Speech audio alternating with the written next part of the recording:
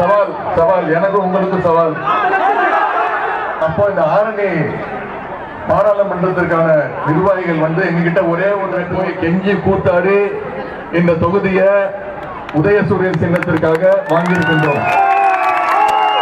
நம்முடைய கூட்டணி கட்சி சென்ற நாடாளுமன்ற தேர்தலில் நம்முடைய கூட்டணி கட்சி காங்கிரஸ் கட்சி நிற்கும் போது கிட்டத்தட்ட அப்பவே நாம் அனைவரும் உழைத்து 1,31,000 வாக்கு வித்தியாசத்துல ஜெயிக்க வச்சோம். அந்த வெற்றிக்கும் நீங்க தான் காரணம். நீங்க இல்லாம அந்த வெற்றி கிடையாது. ஆனா இப்பொழுது நம்முடைய உதயசூரியன் சின்னம் நிக்குது. எனவே நீங்க அத்தனை பேரும் தயாராயிட்டீங்களா?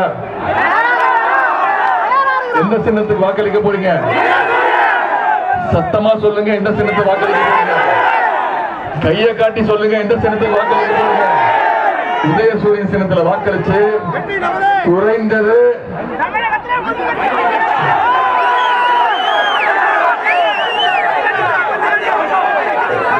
சும்மா சொல்லிட்டு போயிருக்கீங்க. ஆனா நான் மறக்க மாட்டேன். நான் எல்லாத்தையும் ஞாபகம் வச்சுப்பேன், குறிப்பு எழுதி வச்சுப்பேன். சரி, குறைந்தது சவால் சவால் எனக்கும் உங்களுக்கும் சவால். குறைந்தது 4 லட்சம் வாக்கு வித்தியாசத்துல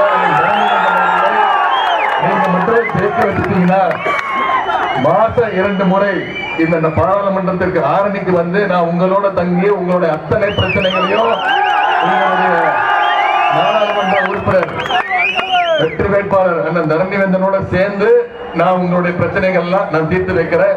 இது நான் உங்களுக்கு கொடுத்திருக்கக்கூடிய வாக்குறுதி. என் வாக்குறுதியை நான் காப்பாற்றுவேன். உங்க வாக்குறுதியை நீங்க காப்பாற்றுவீங்களா? நிச்சயம் செய்வீங்களா? 2021 சட்டமன்ற தேர்தலில் நம்முடைய கழக வேட்பாளர் உங்களுடைய சட்டமன்ற உறுப்பினர் திரு அம்பேத்குமார் அவர்களை இதே வந்தவாசி தொகுதியில கிட்டத்தட்ட 36,000 வாக்கு வித்தியாசத்துல வெற்றி பெற வச்சீங்க. அதுக்கும் இந்த நேரத்தில் நான் நன்றி தெரிவிச்சுக்கிறேன்.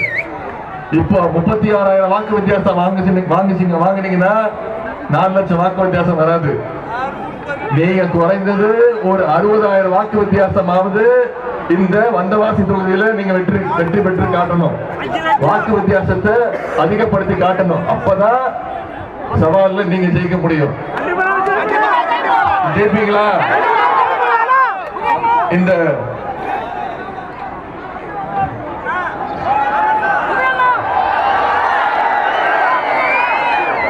ஆரணி மக்களவை தொகுதியில வந்தவாசிக்கு மட்டும் செய்யப்பட்டுள்ள சில சாதனைகளை மட்டும் இங்க குறிப்பிட விரும்புகின்றேன். கழக ஆட்சியின் போதுதான் வந்தவாசிக்கு கலை அறிவியல் கல்லூரி முதல் முறையாக அமைக்கப்பட்டது. கீழ் கொடுங்கநல்லூர் ஊராட்சி அருகே சுகநதியின் குறுக்கே 5 கோடி ரூபாய் மதிப்பீட்டில் தடுப்பணை கட்டும் பணிகள் நடைபெற்று வருகின்றது. வந்தவாசி அருகே சிப்காட் அமைக்கப்பட்டுள்ளது. ஆரணி தொகுதிக்கான வாக்குறுதிகளை நான் கொடுக்கிறேன். ஆரணி பகுதியில் ஒரு கூட்டுறவு சர்க்கரை ஆலை அமைக்கப்படும். ஆரணியில நீண்ட காலமாக கிடப்பில் போடப்பட்டுள்ள திண்டிவனம் முதல் ஆரணி வழியிலான நகரி ரயில் பாதை திட்டம் விரைந்து முடிக்கப்படும். நெல் அரிசி வியாபாரிகளுக்கு ஊக்கம் தரும் வகையில் ஏற்றுமதி மையம் அமைத்து தரப்படும். 10 ஆண்டுகளாக நிறுத்தப்பட்டுள்ள திருவண்ணாமலை திருக்கோவிலூர் மாம்பழப்பட்டு விழுப்புரம் வழியாக சென்னை வரை சென்று கொண்டிருந்த தினசரி ரயில் பொதுமக்களுடைய வசதிக்காக மீண்டும் இயக்கப்படும். நெசவாளர்களுக்கு பட்டு பாவு ஜரிகை போன்ற மூலப்பொருட்களுக்கு முழுமையாக ஜிஎஸ்டி வரி நீக்கப்படும். கைத்தறி உற்பத்தி பொருட்களை முன்பதிவு செய்தல் 1985ஆம் ஆண்டு சட்டத்தில் திருத்தம் செய்யப்பட்டு விதிகள் கடுமையாக்கப்பட்டது. கைத்தறி தொழிலை பாதுகாக்க நூல்கள், சாயங்கள், ரசாயனங்கள், மாற்று கைத்தறி பொருட்கள் மீதான ஜிஎஸ்டிக்கு முழு வரி விலக்கு அளிக்கப்படும். இதெல்லாம் நம்முடைய தலைவர் அவர்கள் இந்த ஆரணி தொகுதிக்கு மட்டும் கொடுத்திருக்கக்கூடிய வாக்குறுதிகள். முத்தமிழர் கலைஞர் அவர்கள் ஒவ்வொரு தேர்தல் அறிக்கையிலும் சொல்லுவார், தேர்தல் அறிக்கையை வெளியிட்டு சொல்லுவார், சொல்வதை செய்வோம் செய்வதைத்தான் சொல்வோம்னு செஞ்சு காட்டும் தலைவர் டாக்டர் கலைஞர் அவர்கள். அவர் வழியில வந்த நம்முடைய தலைவர் அவர்கள் செய்வாரா? அந்த நம்பிக்கை உங்களுக்கு இருக்கா? அதற்கு ஒரு சில எடுத்துக்காட்டுகளை மட்டும் நான் இங்க சொல்லிக் கொள்ள விரும்புகின்றேன். நம்ம ஆட்சி அமைச்சோம், 2021 ஆட்சி அமைச்சோம், மிகப்பெரிய கோவிட் பெருந்தொற்று உங்களுக்கு தெரியும். அனைவரும் 6 மாசம் வீட்டுக்குள்ள பூட்டி கிடந்தோம். மோடி அவர்கள் எல்லாரும் வீட்டுக்குள்ள அடைஞ்சு கிடங்கன்னு சொன்னாரு. ஆனா நம்முடைய தலைவர் அவர்கள் தான் தமிழ்நாட்டுக்கு, இந்தியாவுக்கே தடுப்பூசி போட்டாதான் விழிப்புணர்வு, தடுப்பூசி போட்டாதான் கோவிட் வெளியே வர முடியும். அந்த விழிப்புணர்வை ஏற்படுத்தி இந்தியாவுக்கே வழிகாட்டியாக இருந்தது தமிழ்நாட்டு மக்கள், தமிழக மக்களாகிய நீங்க தான். இந்தியாவிலே அதிகமா தடுப்பூசி போட்டுக்கொண்டு இந்தியாவிலே முதன்முறையா கோவிட்ல இருந்து வெளியில வந்தது தமிழ்நாட்டு மக்களாகிய நீங்கள் தான். இருந்தாலும் கடும் நிதி நெருக்கடி. அப்போ நம்முடைய தலைவர் அவர்கள் தேர்தல் வாக்குறுதி ஒன்று கொடுத்திருந்தார். அது என்னன்னா, மகளிருக்கு கட்டணமில்லா பேருந்து வசதி திட்டம். அத முதல் கையெழுத்து போட்டாரு. நீங்க தாய்மார்கள் இத்தனை பேர் வந்திருக்கீங்க, நீங்க பாத்துருப்பீங்க. நான் 3 நாளா 4 நாளா தமிழ்நாடு முழுக்க சுத்திட்டு இருக்கேன் பிரச்சாரத்துல. இங்க போனாலும் பாக்குறேன் பிங்க் பஸ். அந்த பிங்க் பஸ் ஃபுல்லா மகளிர் தான் போயிட்டு இருக்கீங்க. அந்த பிங்க் பஸ் இப்போ தாய்மார்கள் செல்லமாவும் என்ன கூப்பிடுறாங்க தெரியுமா?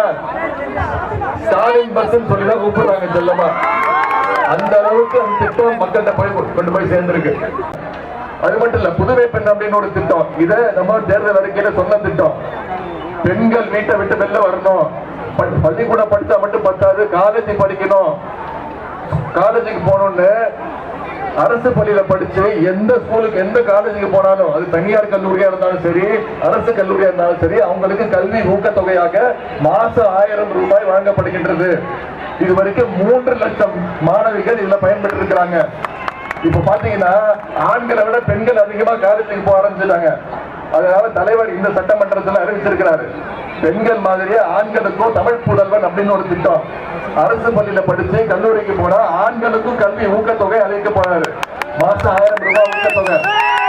இதற்கெல்லாம் முத்தாய்ப்பாக ஒரு திட்டம் உங்களுக்கே தெரியும். இது தேர்தல் அறிக்கையில சொன்ன திட்டம். எதிர்கட்சியும் இதை செய்யவே முடியாதுன்னாங்க. ஆனா தலைவர் அவர்கள் சென்ற செப்டம்பர் 15ஆம் தேதி பேரறிஞர் அண்ணாவுடைய பிறந்த நாள்ல இந்த திட்டத்தை ஆரம்பிச்சு வச்சாரு. கலைஞர் மகளிர் உரிமை தொகை திட்டம். கிட்டத்தட்ட 1,16,00,000 மகளிர் இந்த திட்டத்தின் மூலம் மாசம் 1000 ரூபாய் வாங்கிட்டு இருக்காங்க. இந்த திட்டத்திற்கு விண்ணப்பிச்சவங்களே வெறும் 1,60,00,000 பேர் தான்.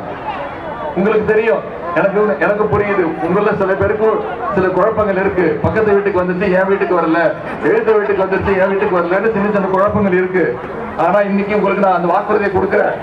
கண்டிப்பா இந்த தேர்தல் முடிஞ்சோன்னு அந்த பிரச்சனைகள்லாம் சரி செய்யப்பட்டு அனைத்து தகுதியுள்ள அனைத்து அந்த 1,60,00,000 மகளிருக்கும் அந்த மாதம் 1000 ரூபாய் கலைஞர் மகளிர் உரிமை தொகை திட்டம் கண்டிப்பாக வழங்கப்படும். நாம இப்படி இந்த பக்கம் நம்மளுடைய சாதனைகள்லாம் செஞ்சு சொல்லிட்டு இருக்கிறோம். ஆனா எதிர்பக்கம் ஒன்றிய பாஜக அரசு, ஒன்றிய பிரதமர் திரு நரேந்திர மோடி 10 வருஷமா தமிழ்நாட்டுக்கு என்ன பண்ணாரு? ஏதாவது ஒரு விஷயம் சொல்லுங்க. வந்தாரா? வந்து பார்த்தாரா? எக்ஸாம் புயல் அடிச்சது வந்து பார்த்தாரா?